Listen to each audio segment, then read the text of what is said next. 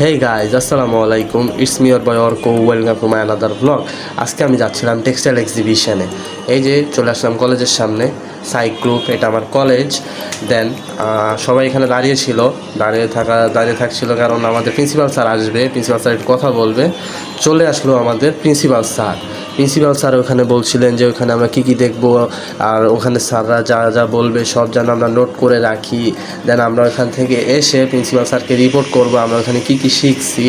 দেন আমরা চলে আসলাম এসআইএমটি গ্রুপের সামনে, মানে ওই যে ব্যানারটা আছে না, ওই ব্যানারটার সামনে আমরা একটু ছবি তুলতে আসলাম।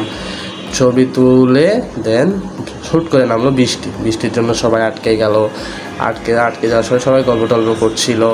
দেন আমাদের এই তিনজন স্যার ম্যাম ভাবছিল এখনই না বেরোলে পরে আসতে দেরি হয়ে যাবে। দেন আমাদের স্যার ম্যাম অনেক ভালো। তারপর চলে আসলাম মিরপুর 10-এ হাঁটু সমান পানি ছিল গাইজ, বিশ্বাস করবেন না। এই দেখেন, ওই যে আমাদের বাস হলুদ কালার। সবাই আবার বাসের ভিতরে উঠে গেলাম, বাসের ভিতরে সবাই মজা করছিল। এই যে সামনে আমার ম্যাম, জান্নাত ম্যাম। তারপর চলে আসলাম আমরা 300 ফিট, মানে পূর্বাচল। এখানে হচ্ছিল টেক্সটাইল এক্সিবিশন। সবাই এখানে দাঁড়িয়েছিল, ওই যে প্রত্যেকটা দেশের পতাকা। তারপর এইটার ভিতরে হচ্ছে টেক্সটাইল এক্সিবিশন। এটা একটু ঝর্ণা দেখাইলাম সবাইকে। তারপরে আরও এখানে প্রত্যেকটা দেশের পতাকা ছিল। আবার এর ভিতরে চলে আসলাম আমরা, এই যে ব্যানারের ভিতরে হচ্ছে টেক্সটাইল এক্সিবিশন, ওইখানে মেশিনগুলো ছিল। তারপর দেন আমাদের একটা নিউজ রিপোর্টার ভাইয়া বললো আপনারা দাঁড়ান, আমরা একটু ফটোশ্যুট করি। দেন আমিও একটু শ্যুট নিয়ে নিলাম। এই যে আমরা ভিতরে চলে আসলাম, সবাই বিদেশিরা সবাই বসে টিভিতে টেক্সটাইল এক্সিবিশন দেখছে। দেন আমরা সবাই একটু ভাগ হয়ে গেলাম, যাতে 3জন ম্যাম 3টা গ্রুপকে নিয়ে সবাই সব কিছু দেখতে পারে। এই যে এটা হচ্ছে সুতা, পাট থেকে বের হয়েছে, এটা হচ্ছে সুতা। দেন এই সব দোকান, সব টেক্সটাইলের জিনিসপত্র নিয়ে দোকানে যে জামা কাপড় যা আছে সব এগুলো টেক্সটাইলের ভিতরে ইনক্লুডেড। আর তারপরে এই দোকানটা আমি ছিলাম, এই দোকানটা এইগুলো আমরা দেখতেছিলাম। মানে উনি যে বিদেশিটা ছিল উনি বোঝাচ্ছিল এটা হচ্ছে বাটনস, মানে আমরা শার্টের ভিতর যে বোতামগুলো লাগাই, এটাতে বাটন বলে।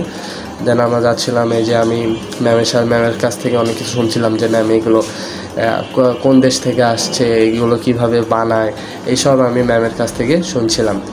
দেন ম্যাম আমাকে বলছিল, এই যে এখানে উনি আমাদেরকে বলছিলেন এই যে হচ্ছে কালার ফেব্রিকগুলো আমাদেরকে দেখাচ্ছিলেন উনি। কালার ফেব্রিকগুলো ফার্স্টে আমরা বুঝি নাই যে উনি কী বলতেছিলেন। ওনার ভাষা তো, উনি চায়না থাকেন তো না, চায়না ভাষা তো অনেকে বোঝা যায় না। দেন আমরা গুগল ট্রান্সলেট করে ওনার ভাষাটা বুঝলাম। গুগল ট্রান্সলেট করে ভাষাটা বোঝার পরে বুঝলাম এটা কালার ফেব্রিক। তারপর আরও ঘুরে দেখছিলাম যে আরও কত দোকান আছে। এগুলো মানে প্রথমে ফার্স্ট ইয়ার তো, এখন এইগুলো মাথায় ঢুকবে না। এটা হচ্ছে কেমিক্যাল। দেন আমরা ম্যাম একটা মেশিন দেখাইলো, মানে এটা মেশিনের আর্ট। তারপরে আরও আমি নিজে ঘুরে দেখছিলাম, আমার একটু দেখাইলাম।